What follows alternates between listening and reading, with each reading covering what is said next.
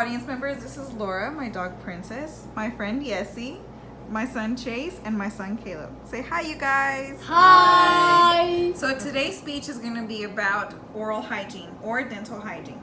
I know a lot of us are always on the go, and we hate when the alarm goes off and we're super busy. We're always run because we gotta work, we gotta go to school and whatnot, take care of the kids. So a lot of us forget why it is important to brush our teeth. Many of us think, it's okay, we can leave it for another day or whatever. We procrastinate a lot. So why is it important to brush 3 times a day and floss twice a day? These are cavities. What do cavities look like? Well, this is a good example of what one looks like. These are cavities in between teeth, and it's close to the nerve, so cavities like that are very painful. This one right here is in between the crevices of the tooth, which is the like the deep lines and grooves of the tooth, and this one as well. When decay gets this deep, it starts creating deeper holes in the tooth, and that's when it gets close to the nerve and it causes a lot of pain. A lot of us think that brushing once a day will get rid of all the plaque and all of the germs and bad bacteria inside of our mouth, but that is not the case. Most of the time, whenever we eat and we don't brush and floss 3 times a day or twice a day, all of that stuff creates a bad odor, and that's where the bad bacteria comes into play. And then as we move along with our busy schedule, we wonder why sometimes we start feeling sick. Whenever we come down with a sore throat or a common cold, well, all that bacteria is going down our throats, and that is what causes sore throat sometimes early in the mornings. These are some examples of x-rays. These are called buccal cavities, which are in between other teeth. And then these are x-rays of a tooth that has decayed down to the root, so that's a possible root canal where the canals are infected.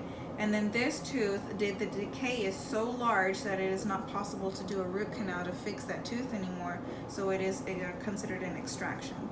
And then this is a pano x-ray of a child's mouth, ages between 5 and 7, of all healthy teeth, where it shows that the grown-up adult teeth are coming out and pushing the baby ones out. So this is what a healthy mouth of a child would look like.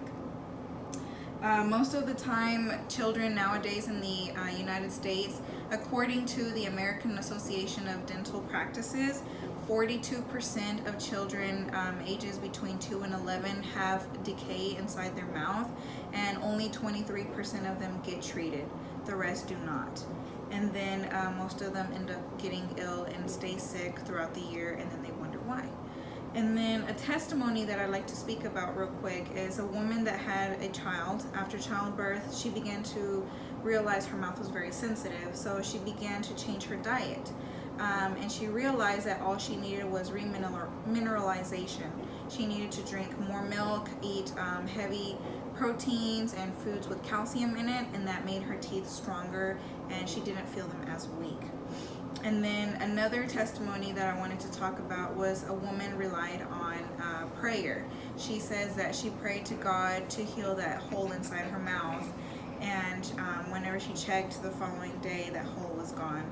So whether it's good dental hygiene or prayer or just remineralizing yourself, we have to remember that dental hygiene is important.